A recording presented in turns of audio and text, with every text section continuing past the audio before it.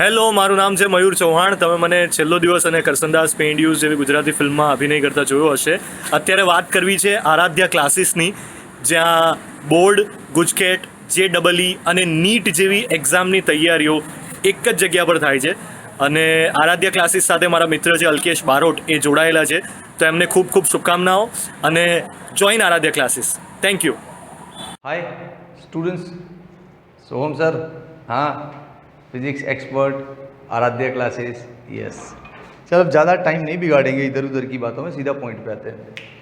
Chapter number 4 motion in plane का 12 number का lecture है आपके लिए आज. वेक्टर डिस्कशन में है ना.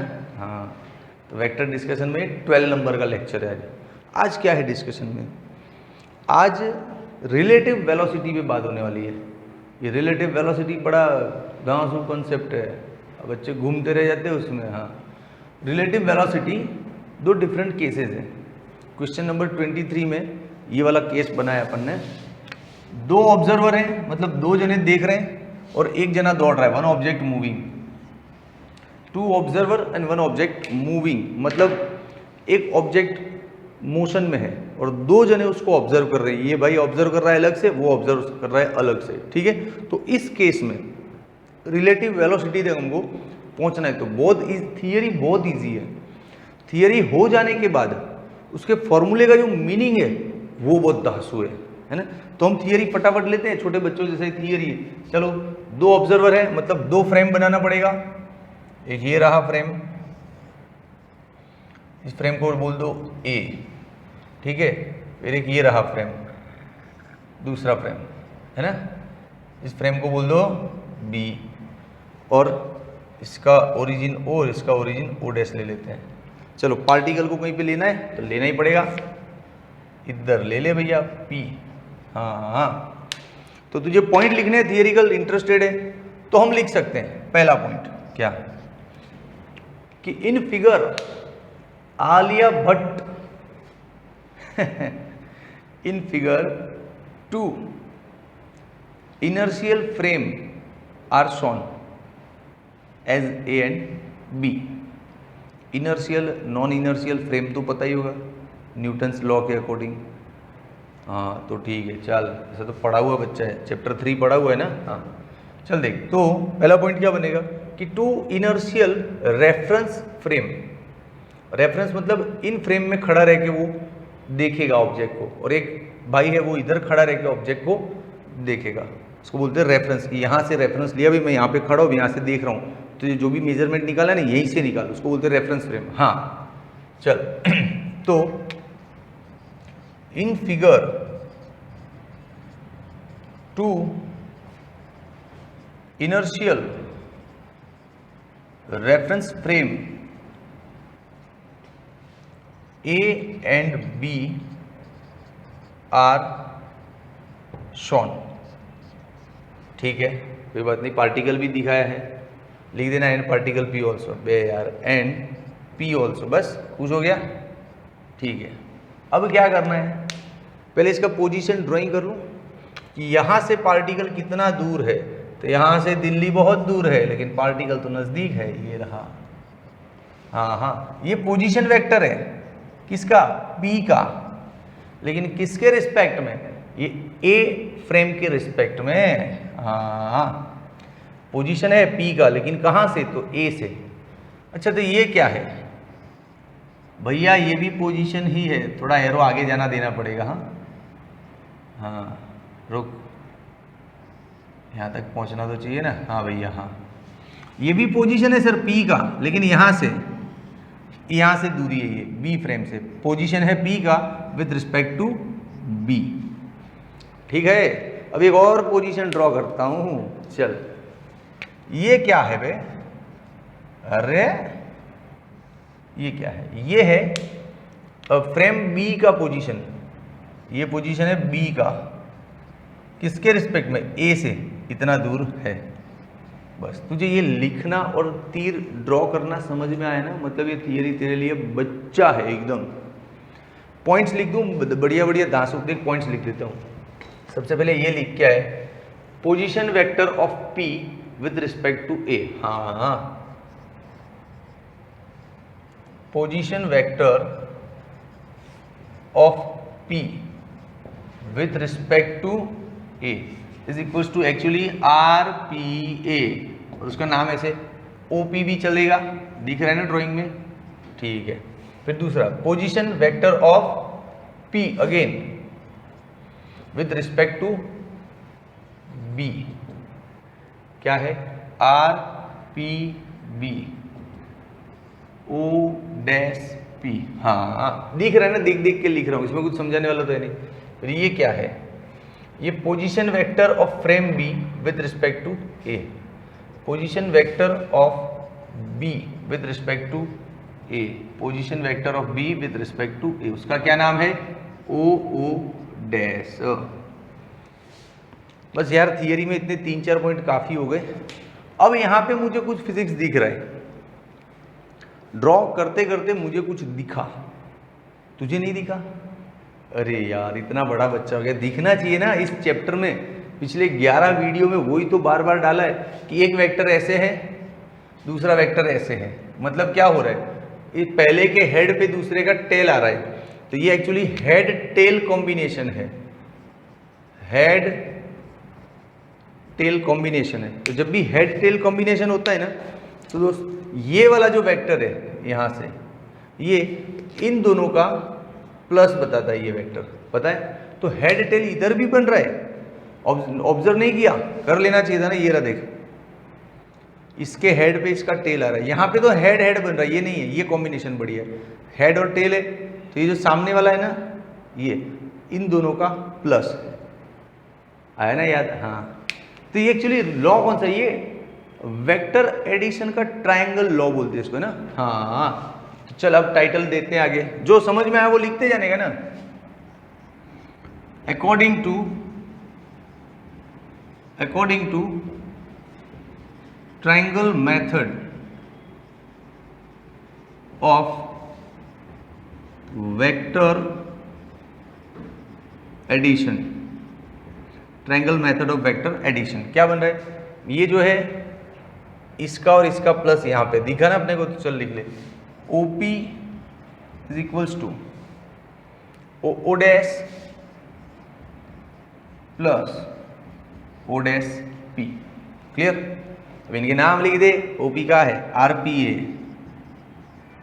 यस, O डैश का है RBA। अब तो ईजी है, छोटे बच्चों जैसे है, ये क्या है RPB, ठीक है, ओके डन।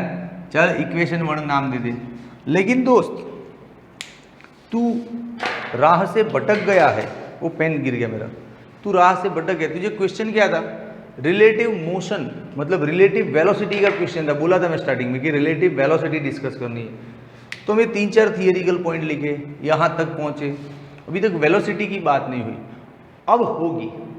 अब होगी कैसे, आप जानते हो ना प्रॉपरली कि पोजीशन या डिस्प्लेसमेंट का d/dt मतलब डिफरेंशिएशन t के रिस्पेक्ट में क्या देता है हमको, वेलोसिटी। जानते हो आप इस बात को? तो दूसरा, अब वेलोसिटी का डिफरेंशिएशन करेंगे t के रिस्पेक्ट में तो क्या मिलेगा, एक्सेलरेशन। हाँ, ये छोटी सी बात 11वीं के बच्चे चैप्टर 3 से ही जान जाते हो ना।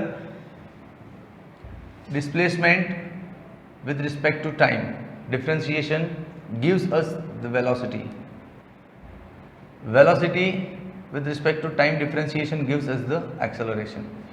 तो हमको वेलोसिटी चाहिए, तो ये रहा ना r, इसको d/dt करते सब वेलोसिटी बन जाएगी, खेल खत्म। हाँ, तो लेकिन टाइटल लिखना पड़ेगा क्या, कि differentiation with respect to time. चलो ये ले भैया, RPA, रुक कर रहा हूँ डिफरेंशिएशन, शांति तो रख भाई, लिखने का भी एक तरीका होता है ताकि दिखे अच्छा। तो इन सबका डिफरेंशिएशन करना है, चलो कर दो भैया। ये हो गया d/dt, इसका डिफरेंशिएशन कर दो d/dt, इसका डिफरेंशिएशन कर दो d/dt। हाँ, अब ये सब क्या हो गए, v हो गए ना, r with respect to t, differentiation क्या हो जाएगा v, ओके। तो ये हो गया v p with respect to a, okay. ये हो गया वी बी ए और ये हो गया वी पी बी, है ना? आ गया आंसर? हाँ, रिलेटिव वेलोसिटी मतलब वेलोसिटी के क्या क्या रिलेशन है, ये रहा फॉर्मूला, सब आंसर दे रहा है अपने को। लेकिन यहाँ पे थोड़ा और लिख सकता है तो क्या, इन सब का नाम कि वी पी ए क्या है, वी बी ए क्या है और वी पी बी क्या है। मैं एक ही लिखूंगा, जगह नहीं है भाई। ये है वेलोसिटी एक्चुअली किसका, पी का। ये पी का वेलोसिटी रिप्रेजेंट कर रहा है किसके रिस्पेक्ट में, ए के रिस्पेक्ट में। हाँ, तो लिख velocity of P with respect to A, वैसे ही सबको लिख देना, ठीक है। तो ये थियरी तो खत्म हो गया। अब इसमें ऑब्जर्व करने जैसा कुछ खास है नहीं। ड्राइंग समझ में आया? ड्राइंग पर से पूरा लिखा है अपन ने तो देख देख के, रिपीटेशन की जरूरत नहीं है ना, इजी है ना। हाँ यार, अब थोड़ा मेच्योर्ड हो जाओ। बहुत डिमांड करते हो आप लोग कमेंट में, व्हाट्सएप पे, सर रिपीटेशन करो। रिपीटेशन क्या करना है, इजी तो है। चल तू स्क्रीनशॉट ले, इसके अगले वाला क्वेश्चन धांसू, उसमें डीप में ले जाऊंगा। भाई साहब स्क्रीनशॉट हो गया, मज़ा आया तो कमेंट में डाल। अच्छा नहीं डाल कमेंट, रुक जा। ये थियरी जब खत्म हो ना, तब तू अपने मन से डालेगा कमेंट। इतना धांसू रिप्रेजेंटेशन दूंगा। चल तू आजा, देख। रिप्रेजेंटेशन इसलिए बोला कि एक बार तो प्रेजेंटेशन हो गया, अब नहीं मजा आया तो दोबारा उस थियरी को घुमा के पढ़ा रहा हूँ अच्छे से, कुछ नया। देख, अब इस बार केस क्या है, ऑब्जर्वर एक ही है, दौड़ने वाले दो जने हैं। हाँ, two objects are moving, observer एक ही है। तो ये तो सिंपल है ना, एक ही फ्रेम होगा। ये रहा फ्रेम, ड्राइंग है नहीं हालांकि इसमें, लेकिन अपन बना रहे हैं ताकि कुछ समझ में आए। ये रहा फ्रेम, फ्रेम कोई बोल दे ओ, ऑब्जर्वेशन फ्रेम एक ही है, ये रहा। अब दो ऑब्जेक्ट है, एक को नाम दे दो ए, दूसरे को नाम दे दो बी, है कि नहीं। अब यहाँ पे कोई खड़ा है भाई ऑब्जर्वर, देख ये रहा, ढिंकचिका ढिंकचिका। ये इसको देखेगा तो इसको, इसका स्पीड मान ले दिखाई देगा ए, वी ए। किसको, इसको दिखाई दे रहा है ना, ऑब्जर्वर को। हाँ, तो velocity of A with observer ये रहा। ओ भाई, तेरे को पता नहीं है बहुत अलग अलग चीज़ है लाइफ में। इस ऑब्जर्वर को इसका स्पीड कुछ और दिखाई देता है। कोई भाई साहब यहाँ पे खड़े हैं, खुद जा रहे हैं इधर कहीं और उसको देख रहे हैं, तो इनको अपना जाने की वजह से उसका स्पीड कुछ अलग दिखाई देता है। ये तो होता है ना हमारे साथ लाइफ में, कि हम ट्रेन में बैठे होते हैं तो बाहर की चीज़ें हमको दौड़ते हुए दिखाई देती है। ट्रेन से उतर के खड़ा रह के देख तो सबको रुका हुआ दिखता है ना कि नहीं। तो ये सब रिलेटिव वेलोसिटी के थॉट्स है, उसको बारीकी से समझ के आगे बढ़ना है। हाँ, लेकिन अभी ऐसा कुछ दूसरा ऑब्जर्वर है नहीं, ऑब्जर्वर एक ही है। तो इसको, इसका स्पीड क्या दिखाई दे रहा है, V A with respect to O. इसका स्पीड मान ले V B with respect to O. अब ओ दोनों के लिए कॉमन है, तो यहां हम स्पीड को वी ए और वी बी भी लिख सकते हैं, क्योंकि ऑब्जर्वर दोनों के लिए कॉमन है। ठीक है, नो प्रॉब्लम। चलो तो लिखो, एक आधा थियरिकल पॉइंट तो लिखेंगे ना, क्या लिखेंगे, चलो लिखते हैं। Suppose velocity of two object A and B are V A and V B with respect to a reference frame. ये तो लिखना है पहला पॉइंट, कि दो ऑब्जेक्ट है ए और बी, उनका वेलोसिटी क्या है, वी और वी बी, किसके रिस्पेक्ट में, कोई फ्रेम के रिस्पेक्ट में। Yes, velocity of two objects A and B with respect to reference frame are VA and VB। Clear, okay. अब तू गौर से देख, VA को हम डिटेल में ऐसा लिख सकते हैं, शॉर्ट में VA लिख रहा हूं। हाँ, अब यहाँ पे दो धांसू क्वेश्चन अपने को मिलते हैं। ओ भाई, तू ऐसा तो नहीं सोच रहा है कि सर यहाँ से एरो क्यों नहीं ड्रॉ किया। ए भाई, ए हेलो,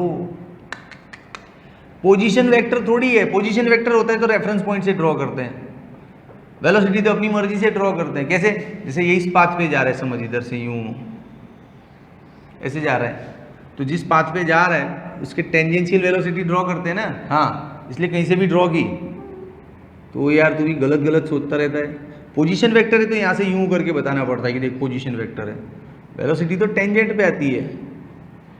ठीक है चल, अब मेन बात पे आ जाते हैं, इन दोनों का इंटरनल एक दूसरे के रिस्पेक्ट में क्या वेलोसिटी होगा। ठीक है चलो, velocity of A with respect to B क्या होगा। चलो वेलोसिटी किसका है, ए का, तो उसको पहले लिखने का, किसके रिस्पेक्ट में है, बी के रिस्पेक्ट में। ठीक है, तो इसका सीधा फॉर्मूला है भैया B A minus B B, सीधी सी बात है। ओके, फिर इसको घुमा के लिख सकते हैं, वेलोसिटी ऑफ बी, इस बार बी का वेलोसिटी लेते हैं किसके रिस्पेक्ट में, विद रिस्पेक्ट टू ए। तो वेलोसिटी किसका है, बी का, किसके रिस्पेक्ट में, ए के, तो V B minus V A. Yes, clear है भाई साहब। अब एक धांसू बात बताता हूँ, देख दोस्त, इन दोनों को गौर से देख, इसको है ना थोड़ा ये उल्टा कर दे, ऐसा कर दे B A minus B B कर दे, तो क्या फ़र्क पड़ेगा, पड़ेगा ना, आगे एक नेगेटिव आ जाएगा। हाँ तो रुक रुक रुक, ये क्या बता क्या रहा है ये हमको, ये बता रहा है कि ए का वेलोसिटी बी के रिस्पेक्ट में या बी का ए के रिस्पेक्ट में, दोनों का मैग्नीट्यूड तो देख सेम है, सिर्फ फर्क है डायरेक्शन का, ये पॉजिटिव और ये नेगेटिव है। हाँ हाँ, इसके आगे माइनस आ गया ना, बस।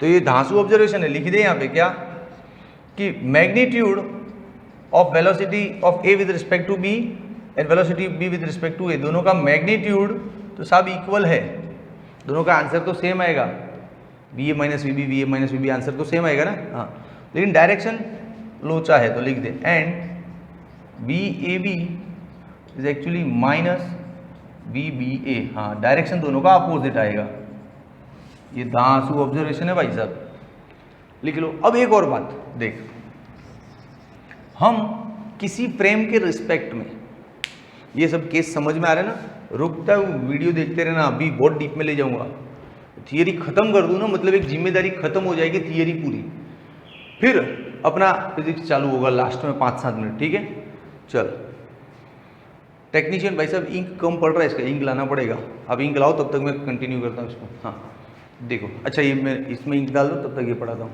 एक और सीन है, आपको ए और बी का वेलोसिटी किसी फ्रेम के रिस्पेक्ट में पता है ऑलरेडी, तो इन इक्वेशंस को आप ऐसे भी लिख सकते हो, देखो, if knowing velocity of A and B with respect to any frame, तो इसको ऐसे भी लिख सकते हैं, V A B is equal to V A O minus V B O. हाँ भैया वही तो हुआ, अरे वही है, लेकिन अब बुक में लिखा है तो एक लाइन लिखवा दिया, वही तो है। मैं जिसको वी ए लिख रहा हूँ कब से, एक्चुअली वो वी ए ओ है, मैं जिसको वी बी लिख रहा हूँ शॉर्ट में, वो वी बी ओ है, वो यही है। एक्चुअली ये सब ग्राउंड के रिस्पेक्ट में ही होता है। जब एक ऑब्जर्वर होता है, जैसे मैं ऑब्जर्वर हूँ, तो मोस्ट ऑफ द केस में मैं ग्राउंड पे ही खड़ा हूँ, कोई मंगल पे मार्स पे जाके तो ऑब्जर्व करूंगा नहीं, है ना, प्रैक्टिकली तो मैं ग्राउंड पे खड़ा होता हूँ। यहाँ पे ग्राउंड ही होता है, लेकिन हम लेते नहीं है, ग्राउंड के रिस्पेक्ट में सब होता है। ठीक है, ये फॉर्मूले का वादा नहीं, लेकिन ये फॉर्मूला दोस्त सनातन सत्य नहीं है, it is not universal truth.